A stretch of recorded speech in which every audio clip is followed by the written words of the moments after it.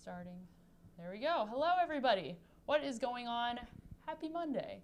Tom, I don't really think it feels like Monday to us. I'm not really sure what day it feels I don't like. know what day it is. With this Thursday to Thursday to Thursday, and then eventually it's going to be a Sunday game. I don't know where we are. Let's not even try to figure it out. I think I make a joke every single time about us not knowing what day of the week it is when we start off these live streams. So for that, I apologize for my lack of originality, but it's the truth. Yeah, I mean, I have certain cues that, like I have a radio thing early on Tuesday morning. So I know if I've done that, then it's probably Tuesday or Thursday.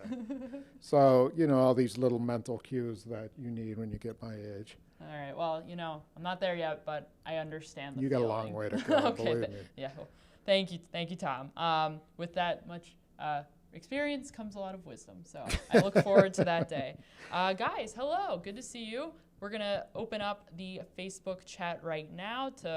I do this every time. LinkedIn and Facebook are kind of similar colors. So friends or something. Yeah, don't ask any questions on LinkedIn, please. So I'm not going to answer them.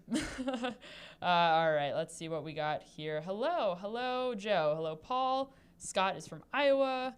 Deborah says hello as well. Bernie asks our very first question of the chat. Bernie, I had an uncle named Bernie. Maybe this is your Uncle Bernie. Bernie, are you related to Tom? Posthumously, he would be asking this question, okay. but that's right. okay. There you go. That's okay. That's possible. Okay. Who knows?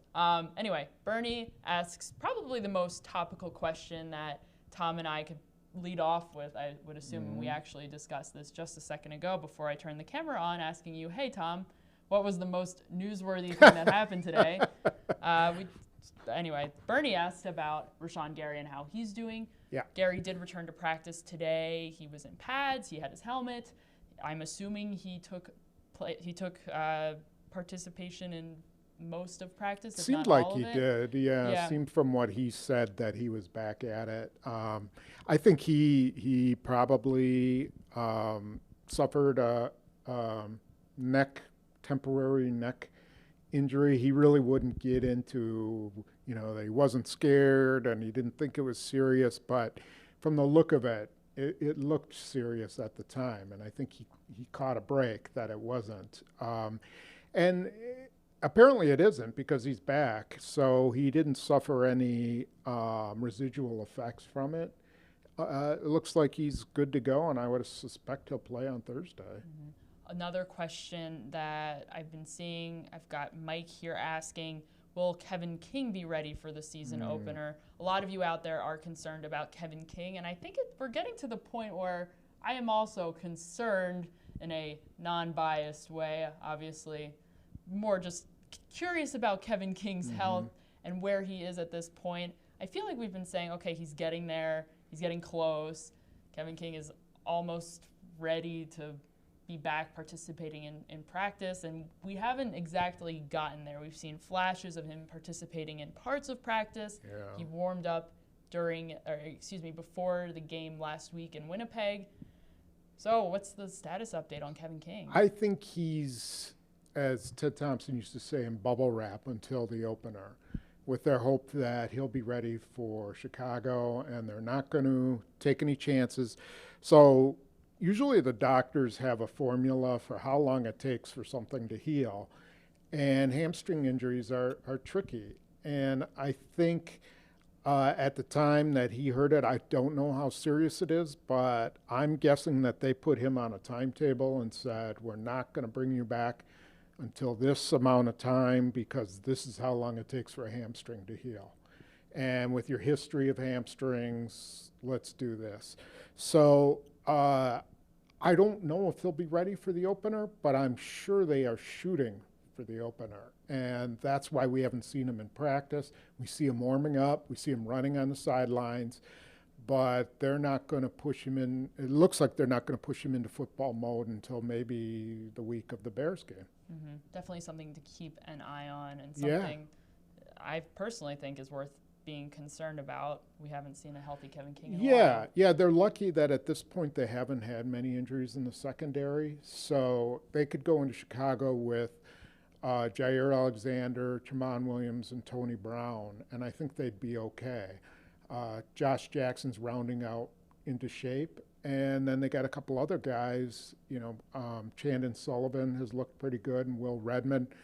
I don't think it's a huge deal, but I think, as Pete Doherty wrote in the column the other day, they need Kevin King. When they have Kevin King and Jair Alexander in the lineup together, they're a different defense. Mm-hmm. I don't think I really know what that's like. I haven't gotten to see much of it. We saw 2 games last year. That's it. Yeah, that was which weeks were they?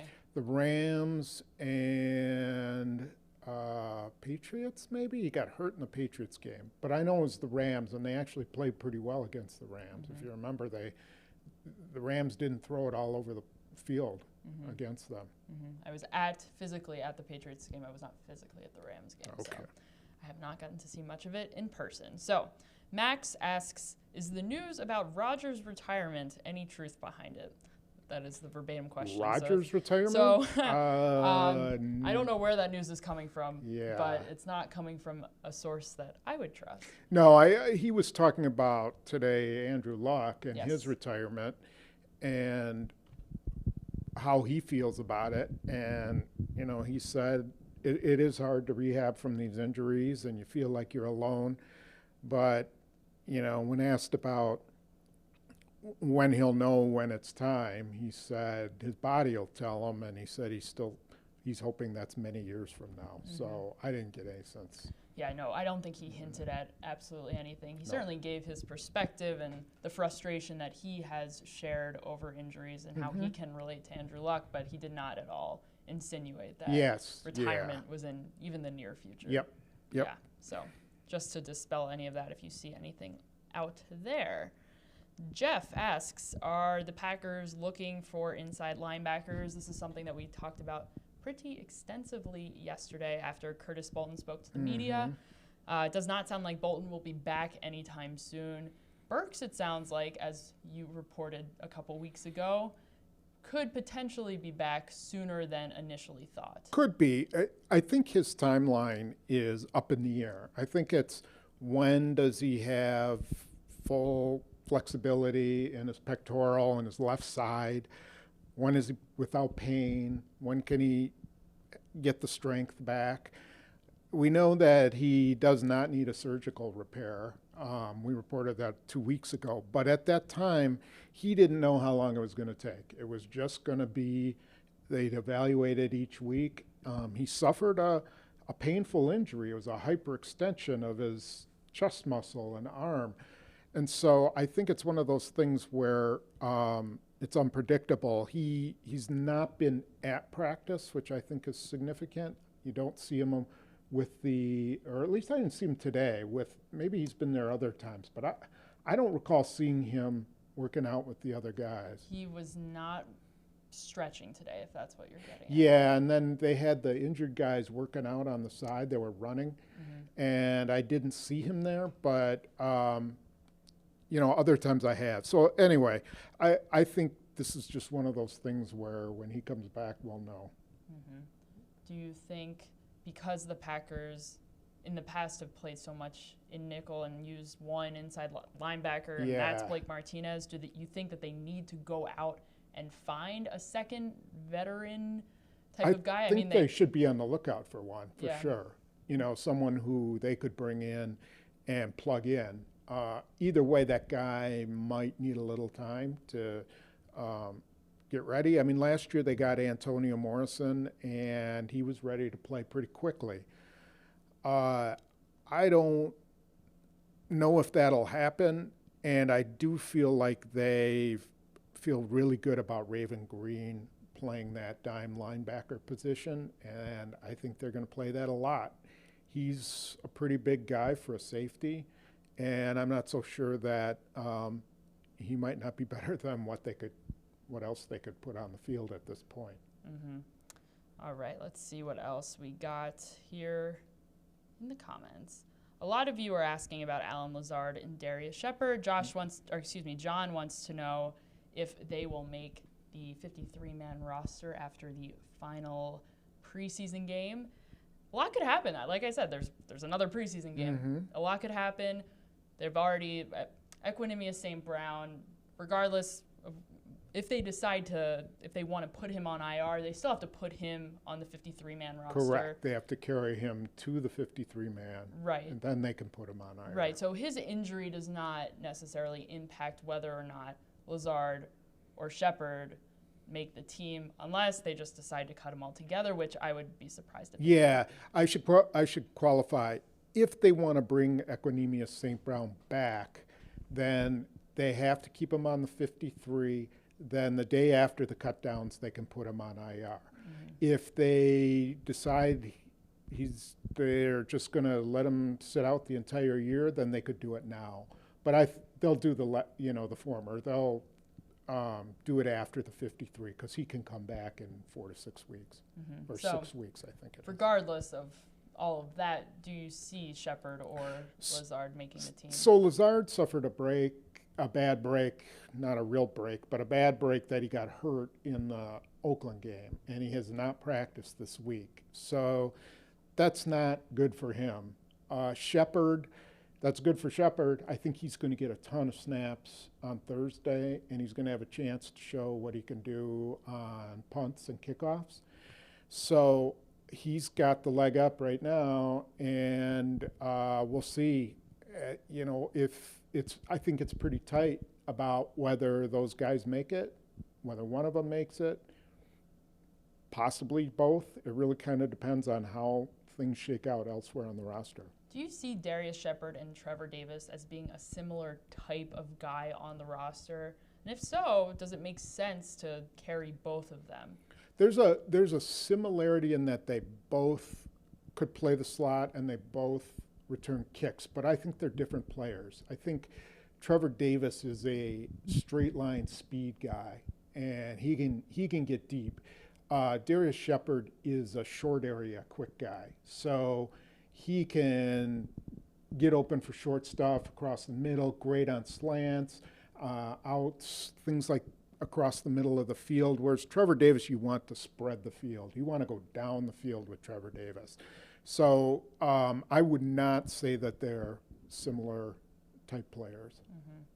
Joey asks a question that I think we kind of already answered. Because of Josh Jackson's injury, does Tony Brown jump him in the depth chart? I think he's there. Tony Brown, so if they opened without Kevin King, Tony Brown would be the outside corner in the nickel with Jair Alexander, and Tramon Williams would be in the slot. And it's possible Tony Brown could be the starter in their base defense ahead of Tramon Williams. Jair Alexander's on the field all the time. I do believe Tony Brown's ahead of Josh Jackson right now. Josh Jackson, he's going to be kind of a Swiss knife kind of thing. They're going to use him in the slot. They're going to use him outside. I wouldn't be surprised if he played a little bit of safety or even that dime linebacker position. So, but they have to get him back going again because he missed a lot of training camp. Mm-hmm. So Brian asks a good question. Is Layne Taylor still on the team if he loses out to rookie Elton Jenkins? I believe they will shop him just to see. Maybe they could get an inside linebacker out of it. Maybe they could get a tight end out of it. If Elton Jenkins wins the job, and I do think there's a serious chance of that occurring, there's no problem with keeping Layne Taylor on the roster. He doesn't make that much money. They're not in any salary cap problem with him. He's not a bad guy who would raise a stink. I mean, it would be hard for him to swallow, but I'm certain he would have no problem with it. Well, I'm certain he would not cause a problem with it. But I do think they have a commodity there because they have some other backup guards in Justin McCray. Cole Madison, I'm not sure if he's going to make it. He's had some ups and downs.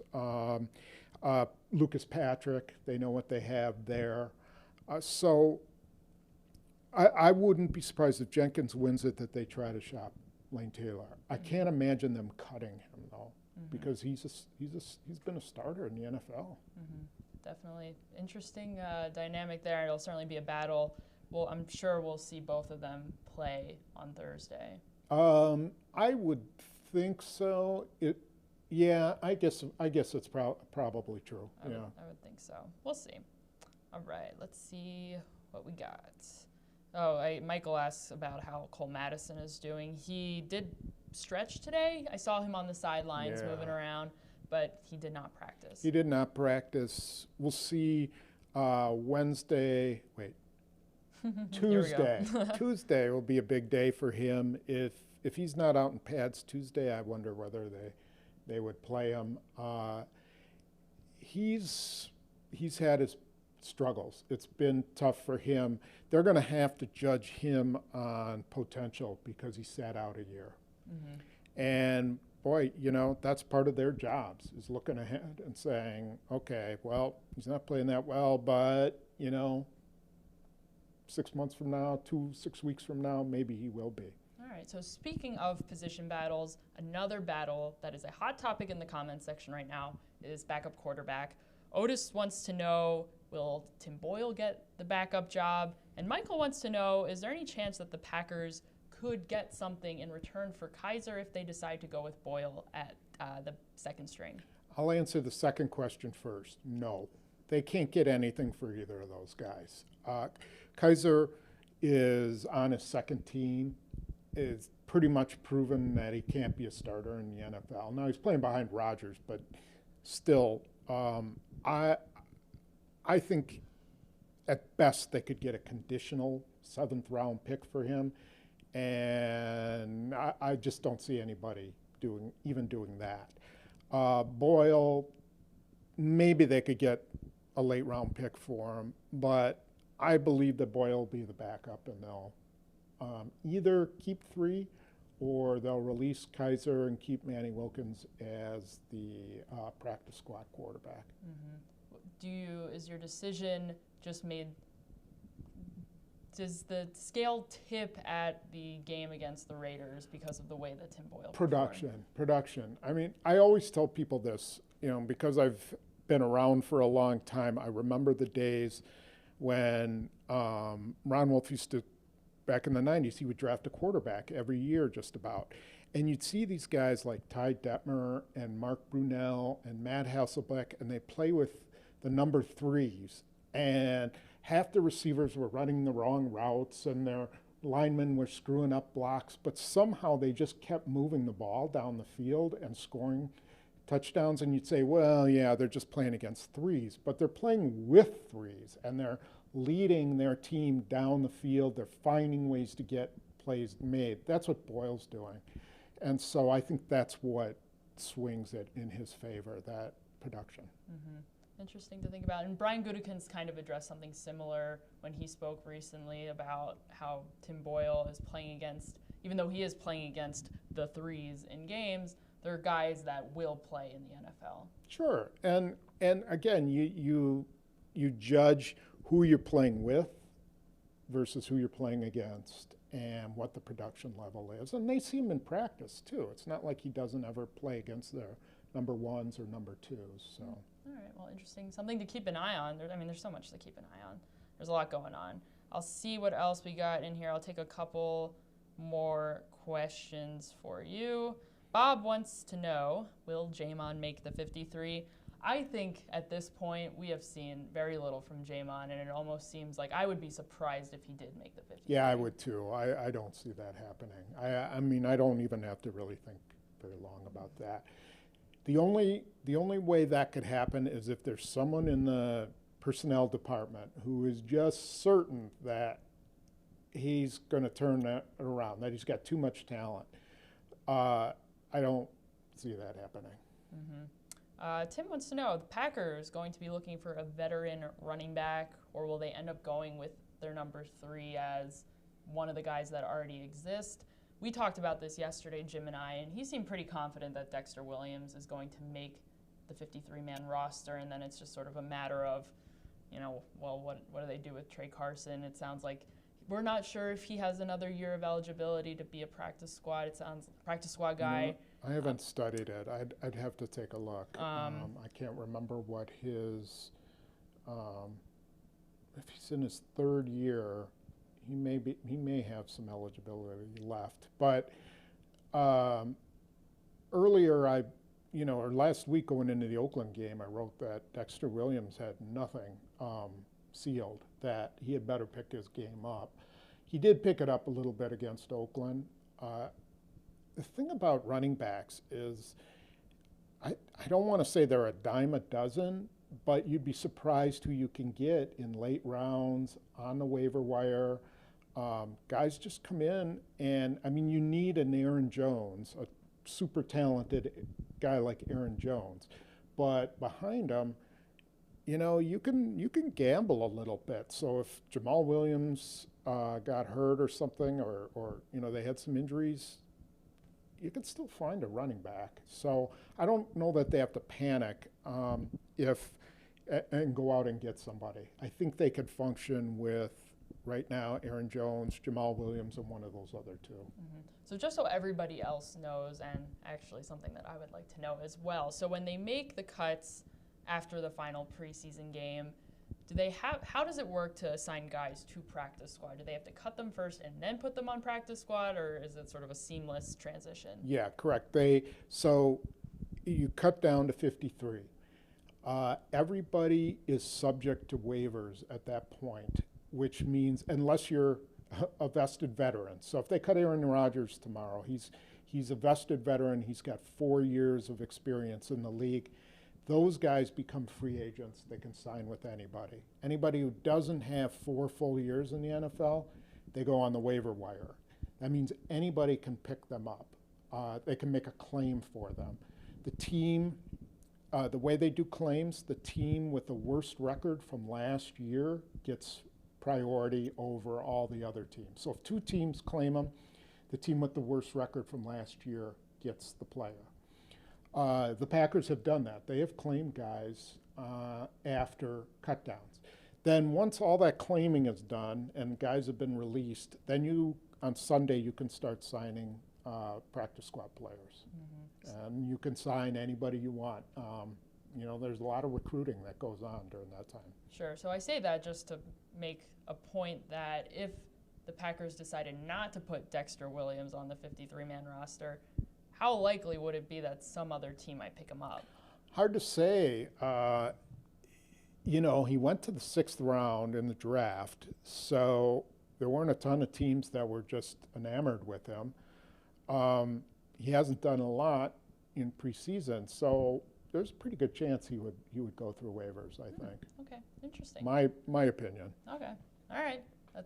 Who knows? I'll be checking with people later on, but most of the guys you talk to from other teams lie to you about that anyway. So about whether they would pick them up. Sure. All right, we'll take one more from you guys. We have talked about this before, but I do see this coming up time and time again, and I think we also talked about this yesterday too. So I think after right now, I'm declaring that we're going to stop talking about Rashawn Gary as being a concern. As a bust? Yeah, those words are not used. Josh says he is concerned, or he actually doesn't say that he is concerned, but he asks us, is Gary's production at Michigan concerning at the NFL level? Can you compare those two? Do those two translate from going from Michigan, different defense, college level, playing against, Jim literally said this to me yesterday, playing against Northwestern University, which is my alma mater, so we can make fun of them a little bit. Okay. It's okay. Can you equate or compare those two going from one level to another? Well, here's what I would say. So Rashawn Gary didn't have a ton of production from a statistical standpoint. If he went through his first year in the NFL and he didn't have very many stats again, then you could make a correlation that, okay, maybe he's not going to be a really productive guy. Now, there's circumstances there. Michigan wanted him to hold the edge on one side. They weren't that big on him getting upfield. They wanted him to protect the run. So that hurt his sack stats. Here in the NFL, he's being switched to an outside linebacker, which means he has pass coverage duties. And, he's finding out that he can't win just with his athletic ability anymore. So there's all kinds of things going on there. That's why I wouldn't judge him over 3 preseason games. If he's not doing something by, November, then, yeah, you start to wonder, okay, maybe he just isn't a productive guy.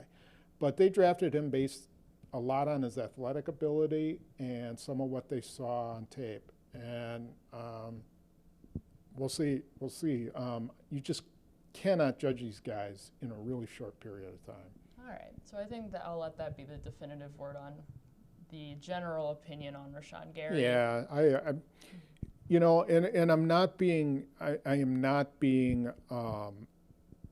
overly optimistic about the guy. I don't know if he's going to be any good, but I'm not going to judge him after 3 games is basically what my message is here. Okay. All right. I think that's fair. All right. So, guys, I think that's going to do it for us today. Thank you for joining us. We appreciate it. We will be back. We'll see about what tomorrow brings. Tomorrow's, I know, going to be a little bit of a busier schedule on my end of things. So we'll see. If not, we will definitely be live on Thursday before the game. Pete Doherty and I will be with you guys to preview everything leading into Packers-Chiefs, the last preseason game. Tom, are you happy it's the last preseason game? Yes. Please, let's get it over with. And I am sad to see August go, though. Yes. It always goes. It's my favorite time, at least in the football season, I mean, weather's perfect. We're standing outside, but it's raining. C'est la vie. Raining today. It's going C'est away. la vie. Say goodbye. And every year that I've covered the NFL, September has come after August, so I don't think anything's going to change this year either. That's generally how it works. Yep. So pregame with Pete Doherty, postgame with Ryan Wood. We will be there on Thursday with you guys. We'll also be at practice tomorrow, so we'll be tweeting stuff, lots of news coming out. Hopefully we'll definitely have something up on the website. Then a lot of our stuff from today will be up by now too. And Jim and I will have a podcast tomorrow, so check in mid-morning. I think we'll have a podcast up for you, and we are going to break down the roster. Ooh. So you're going to want to listen to that. This is an exclusive for our live stream Yes, viewers because yes. nobody else knows yet that the Yep. podcast is coming back. Shh, don't tell. I mean, wait. No, tell everybody. Tell everybody. Yeah. Let them know. But And then you know first. Tom will have the live blog, not just for the game on Thursday, but also for roster cutdown. Yes. I will be sleepless in Milwaukee. Yes. All It'll be an exciting time for everybody. So make sure you are plugged into Packers News for all things Packers. Again, guys, we appreciate you. We love